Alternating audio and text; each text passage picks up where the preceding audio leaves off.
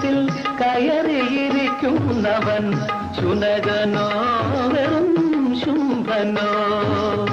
കനകസിംഹാസനത്തിൽ കയറിയിരിക്കുന്നവൻ ശുനകനോ വെറും ശുംഭനോ?